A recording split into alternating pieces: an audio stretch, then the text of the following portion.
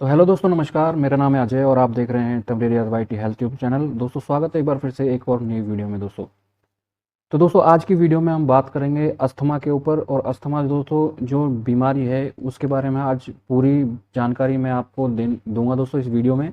और किस तरीके से दोस्तों अस्थमा की पहचान हम कर सकते हैं और किस तरीके से दोस्तों उसका हम जो उसके ऊपर कंट्रोल कर सकते हैं स्टार्टिंग में। और जो जो अस्थमा में जो समस्याएं दोस्तों देखने को मिलती हैं, तो वो जो समस्याएं हैं उनसे हम किस तरीके से दोस्तों हम लड़ सकते हैं और किस तरीके से हम उसे कंट्रोल कर सकते हैं।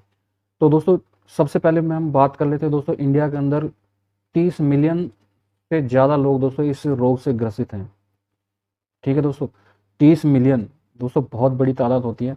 और जिसके अंदर दोस्तों बड़े से लेके बूढ़ा बच्चा इसमें सब इसके अंदर आ जाते हैं दोस्तों।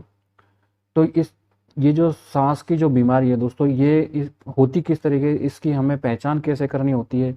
जब ये बीमारी किसी को होती है तो हमें किसी को पता नहीं चलता है। दोस्तों अगर आप इस चैनल पर नए हैं तो सब्सक्राइब जरूर कीजिएगा। इसी तरह की इन्फॉर्मेटिव वीडियो से मैं इस चैनल पर दोस्तों डालता रहता हूँ। और एक लाइक ज़रूर कर दीजिएगा वीडियो को। हो सके तो दोस्तों शेयर भी कर देना अपने फ्रेंड सर्कल में दोस्तों। तो दोस्तों ये समस्याएं हमें देखने को मिल सकती हैं। और ये जो मैं आपको चीज़ें बताता हूँ दोस्तों, टैबलेट या मेडिसिन के बारे में या फिर कोई डिसीज़ के बारे में, तो दोस्तों हर परिवार के अंदर ऐसी स्थिति बन जाती है कई बार तो हम डॉक्टर की सलाह जो है लेते हैं, पर लेकिन उसमें थोड़ा डिले भी हो सकता है। लेकिन अगर हमें नॉलेज होगी किसी भी दवाई के बारे में, तो हमें तुरंत दोस्तों थोड़ा बहुत उस मेडिसिन से हमें रिलीफ मिल सकता है। जैसे कि दोस्तों एक अस्थमा को ही हम लेकर के चलते हैं। एक अस्थमा दोस्तों बहुत ही डेंजरस डिजीज़ है। अगर स्टार्टिंग में दोस्तों इसको कवर कर लिया तो बहुत ही अच्छा होता है। अगर इसको स्टार्टिंग में हमने कवर कर लिया, अगर इसमें दोस्तों हम डिले करते गए, कोई ट्रीटमेंट नहीं लिया या फिर डॉक्टर को सलाह नहीं ली, सही समय पर हमने दवाई नहीं करवाई, तो दोस्तों इसके अंदर बहुत बड़े हमें कुछ समस्या दोस्तों देखनी पड़ सकती है आगे चल के। तो दोस्तों मैं आपको आज इस वीडियो में अस्थमा के बारे में सारी बात बताने वाला हूँ कि इसके लक्षण क्या होते हैं स्टार्टिंग में, और बाद में क्या लक्षण होते हैं, और इसके किस तरीके से दोस्तों हम इसको कंट्रोल कर सकते हैं, और इसको किस तरीके से दोस्तों हम आइडेंटिफाई कर सकते हैं डिसीज़ को। ठीक है दोस्तों, तो बने रहिएगा दोस्तों लास्ट तक वीडियो में। इसकी पहचान किस तरीके से करना होता है, तो इसका सिंपल सा है दोस्तों। एक एलर्जी के, अगर किसी को एलर्जी होती है, किसी भी पेशेंट को एलर्जी है, किसी घर में माता बहन है, बच्चा है, बूढ़ा बड़ा है, जो भी है, तो उसको एलर्जी अगर हो रही है तो सबसे पहले उसको उस किस चीज़ से एलर्जी हो रही है, तो ये इस चीज़ का हमें पता लगाना है कि दोस्तों अगर एलर्जी है तो उस चीज़ से किस चीज़ से एलर्जी हो रही है उसको अवॉइड करना है दोस्तों, बिल्कुल। ठीक है, मेन चीज़ ये आप देख के चलिए, किसी भी चीज़ से अगर एलर्जी है, सबसे पहले उस चीज़ को हम परखो कौन सी चीज़ से एलर्जी है, तो उस चीज़ को बिल्कुल अवॉइड कर दो दोस्तों, उसको यूज़ में ही नहीं लेना है बिल्कुल भी। ठीक है, अगर ये कंटिन्यू रहता है तो दोस्तों धीरे धीरे ये वो एलर्जी जो होती है वो अपना बड़ा रूप लेकर के दोस्तों अस्थमा बन जाता है। अस्थमा किसको कहते हैं दोस्तों? अस्थमा बोलते हैं दमा को, दमा जिसे हम हिंदी भाषा में दमा। ठीक है, तो अस्थमा में दोस्तों ये एलर्जी एक तो सबसे बड़ी समस्या है। एलर्जी अगर है तो उसको एलर्जी को रोकना चाहिए। और एलर्जी होती कैसे दोस्तों? अगर एलर्जी आपको धूल मिट्टी का हम काम करते हैं या फिर कोई रोड पे हम जा रहे हैं, अगर धूल मिट्टी हमारे सांस की नली में चली जाए तो ऑटोमेटिकली दोस्तों खांसी आ जाती है। खांसी आने में हमें सांस में लेने में थोड़ी सी बहुत प्रॉब्लम होती है। ऐसा लगता है जैसे कुछ चेस्ट के अंदर दोस्तों जकड़ गया है। तो इस तरीके के दोस्तों आप इससे अनुमान लगा सकते हैं कि हमें एलर्जी है, तो उस एलर्जी को रिड्यूस करना है, ख़त्म करना है बिल्कुल, उससे उसको चीज़ को हटा देना है बिल्कुल जिससे आपको एलर्जी हो रही है। ठीक है, सांस लेने में बहुत ज़्यादा तकलीफ हो सकती है। इसके लक्षण मैं आपको बता रहा हूँ। लक्षण तेज़ खांसी दोस्तों हो सकती है। शरीर में दोस्तों थकावट आपको देखने को मिल सकती है। और छाती के अंदर दोस्तों जकड़न बहुत ज़्यादा इसके अंदर हो जाती है। सांस लेने में हमें जो भी ये सांस की नली है उसके अंदर धूल के कण जो हैं वो जा कर के जमा हो जाते हैं। पार्टिकल जो छोटे छोटे पार्टिकल होते हैं जो धूल के, तो वो जा कर के वहाँ जमा हो जाते हैं। हमारी जो सांस की जो नली है दोस्तों उसको वो सिकुड़ जाती है और उस पर सूजन आ जाती है दोस्तों। जैसे सूजन बढ़ेगी और सूजन बढ़ने के बाद दोस्तों वो जो सांस की नली है उसमें जो एयरवे जो साइज़ होता है वो बिल्कुल बारीक हो जाएगा, छोटा हो जाएगा, नैरो हो जाएगा। तो जैसे नैरो हो जाएगा दोस्तों ऑटोमेटिकली हमारी सांस की जो सांस है जो वो आना जाना दोस्तों बहुत प्रॉब्लम करने लग जाएगी। तो ये चीज़ को आप समझो कि अस्थमा को इन तरीक़ों से हम जाँच कर सकते हैं। इसके अगर आपने स्टार्टिंग में दोस्तों डॉक्टर की सलाह नहीं ली, डॉक्टर से एडवाइस नहीं ली, आपने ट्रीटमेंट स्टार्ट नहीं करवाया, तो दोस्तों बहुत बड़ी समस्या बन सकती है आगे चल के। अभी तो स्टार्टिंग है, लेकिन ये धीरे-धीरे बहुत तक ज़्यादा तरीके से दोस्तों ये ग्रो करता है बॉडी के अंदर। तो इन चीज़ों पे आप फ़ोकस कीजिए दोस्तों। बार-बार दोस्तों कई बार खिच-खिच होती है गले के अंदर, तो उसके ये भी दोस्तों एक समस्या है। जैसे जुकाम हो गया, जुकाम होने के बाद दोस्तों खिच-खिच होने लग गई और अब डस्ट वगैरह उड़ रही है, तो ये धूल-मिट्टी का जो है सबसे बड़ा रीज़न है दोस्तों। यही एक मेन पॉइंट है जिसको परखने का दोस्तों, ठीक है? तो अब इसके ऊपर हम क्या करते हैं, हम जैसे कि हमें कुछ भी हमें पता चल गया कि अस्थमा हो गया। अस्थमा जैसे मान के चलिए आपको हो गया है, तो घर में किसी माता बहन को या फिर आपके पिताजी या फिर बड़े बूढ़े घर के अंदर जो भी होते हैं, तो उनको कि आपको पता चल गया कि अस्थमा है। तो डॉक्टर की सबसे पहले आप डॉक्टर को सलाह लें, डॉक्टर को जा करके अपने दिखाएं पेशेंट को अगर दोस्तों जो कई तरीके से दोस्तों इसको रिड्यूस किया जा सकता है, अस्थमा को कंट्रोल किया जा सकता है। लेकिन दोस्तों आपको मैं सच्चाई बता दूं कि अस्थमा का जो परमानेंट जो इलाज है दोस्तों, वो मेरी नॉलेज जैसे कि मैंने अभी तक अपनी लाइफ में जो मेडिकल के अंदर इतने साल गुजार दिए हैं, लेकिन मुझे अभी तक ऐसा कुछ इसमें दिखाई दिया नहीं है कि कोई परमानेंट दोस्तों सॉल्यूशन हो इसका। दोस्तों मेडिसिन से इसको कंट्रोल किया जा सकता है, ठीक है? आप ये मत सोचिए कि मेडिसिन से हम इसको बिल्कुल ख़त्म कर दें। हाँ, एक चीज़ है, जैसे मान के चलिए आपको स्टार्टिंग में पता चल गया आपको एलर्जी हुई, एलर्जी से दोस्तों आपको जकड़न हुई, छाती में जकड़न होने से आपको साँस लेने में प्रॉब्लम हो गई।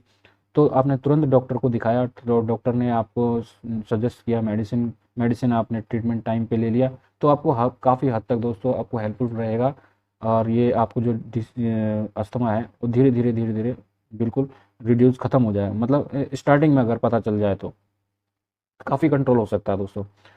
तो आगे चल के दोस्तों फिर उस पे आपको एलर्जी से रिलेटेड जो चीज़ें हैं, तो उन चीज़ों से आपको दूर रहना है, ठीक है? तो ये चीज़ें आप घर में भी अप्लाई कर सकते हैं। घर में कोई छोटा बच्चा है, बड़ा है, बूढ़ा है, कोई भी है, तो उस अगर उनको किसी भी चीज़ से एलर्जी है तो उससे दूर रखें उसे, सबसे मेन बात ये है।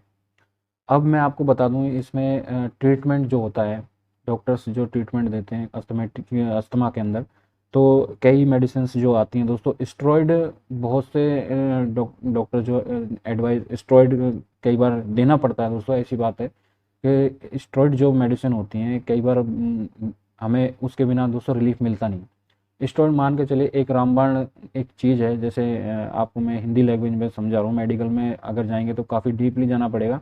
तो जो स्टेरॉइड मेडिसिन हो इंस्टेंट रिलीफ दोस्तों हमें देखने को मिलता है उसके अंदर। जैसे ही हमने स्टेरॉइड टैबलेट लिया, आपकी सांस में दोस्तों तुरंत 5 मिनट के अंदर आपको रिलीफ मिलना चालू हो जाएगा। तो स्टेरॉइड में आपको मैं बता दूं कौन कौन सी मेडिसिन आती हैं, जैसे डेक्सोना हो गई दोस्तों, बैटनीसोल हो गई दोस्तों, डेफकोट हो गई, डेफकोट 6 जो आती है टैबलेट, डेफकोट 6 भी आती है और 12 भी आती है दोस्तों। तो ये जो मेडिसिन है ये स्टेरॉइड है, ये अस्थमा के अंदर काफ़ी अच्छा रिजल्ट इनमें देखने को मिलता है दोस्तों। और मैं आपको एक चीज़ ये बता दूं कि जो भी आप मेडिसिन अगर लेते हैं तो बिना डॉक्टर के एडवाइस के बिल्कुल भी ना लें दोस्तों। मेरा काम है दोस्तों आपको समझाने का, बताने का, और जो भी आप मेडिसिन लेते हैं बिना डॉक्टर के एडवाइस के बिल्कुल भी ना लें, ठीक है? मैं आपको सिर्फ बता रहा हूँ कि ये चीज़ें इस तरीके से दोस्तों देखने को मिलती हैं और ये चीज़ें ये जो मेडिसिन है ये इसमें काम करती है, ठीक है? तो दोस्तों मैं आपको बता रहा था कि ये जो अस्थमा है, अस्थमा किस चीज़ों से दोस्तों रिड्यूस हो सकती है? स्टेरॉइड, स्टेरॉइड तो दोस्तों हो सके तो आप बिल्कुल भी यूज़ ना करें और इसको बिल्कुल अवॉइड कर दें। बहुत ही ज़्यादा समस्या हो रही है तो दोस्तों आप इन्हेलर का यूज़ कर सकते हैं। जैसे कि इन्हेलर जो आते हैं, अस्थालिन इन्हेलर आता है, फोरेकोट इन्हेलर आता है, तो कई तरीके के दोस्तों इन्हेलर आते हैं, तो आप उनका उपयोग कर सकते हैं। बहुत ही अच्छा रिजल्ट दोस्तों उनका रहता है और साइड इफ़ेक्ट बिल्कुल भी नहीं होता है, ठीक है? मेन चीज़ जो साइड इफ़ेक्ट है उसका वो किसी भी तरीके का दोस्तों उसमें देखने को नहीं मिलता है, ठीक है दोस्तों?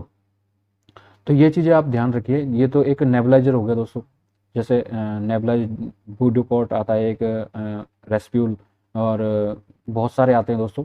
तो आप उनको उसके ज़रिए आपको जो साँस में प्रॉब्लम हो रही है तो वो आप भाप लेकर के वो बहुत हेल्पफुल रहेगा आपके लिए। और अस्थमा जिस भी मरीज़ को है आपके घर में किसी को भी है तो स्टेरॉइड से अच्छा है दोस्तों आप नेबुलाइज कर लीजिए पेशेंट को, भाप लगा लीजिए, या फिर आपके पास अगर इन्हेलर है तो इन्हेलर का इस्तेमाल करिए। तो ये सबसे बहुत ही अच्छा रास्ता रहेगा अस्थमेटिक पेशेंट के लिए। और स्टेरॉइड तो बिल्कुल भी आप यूज़ ना करें, बहुत ही, ये सोच लो कि ये आपके शरीर को दोस्तों ख़त्म कर देगा, बहुत ही खतरनाक चीज़ होती है स्टेरॉइड। ये धीरे धीरे धीरे धीरे दोस्तों इतना बिगाड़ देगा शरीर को कि आप बिल्कुल भी चलने फिरने लायक भी नहीं रह पाओगे, और आपको सांस तो क्या, आप खड़े भी नहीं हो पाओगे, इतना बुरा हाल कर देता है ये स्टेरॉइड। मैंने खुद अपनी आंखों से मैंने लोगों को देखा है कि उनकी कितनी बुरी हालत हो जाती है स्टेरॉइड के कारण। जो अस्थमेटिक प्रॉब्लम जो होती है उसके अंदर हम जो मेडिसिन ये स्टेरॉइड जो लेते हैं तो दोस्तों उससे ये तो है कि रिलीफ तुरंत मिल जाता है, लेकिन हम क्या, लोग क्या समझते हैं, अरे यार ये बहुत अच्छी टैबलेट है, इससे तो तुरंत आराम मिल जाता है, इसको लेते ही आराम हो जाता है बिल्कुल।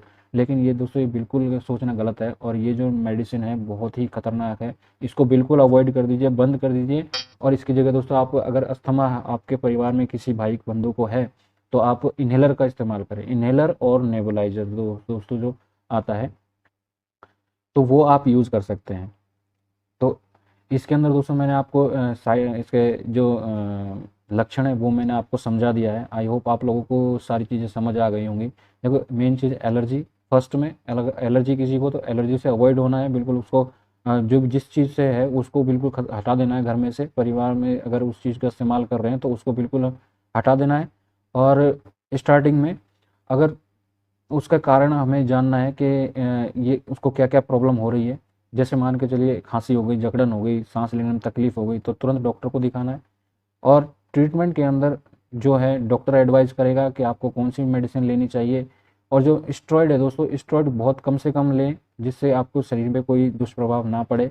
तो ये समस्या दोस्तों आपको जो अस्थमा की है इससे दोस्तों आपको काफ़ी हेल्पफुल रहेगा।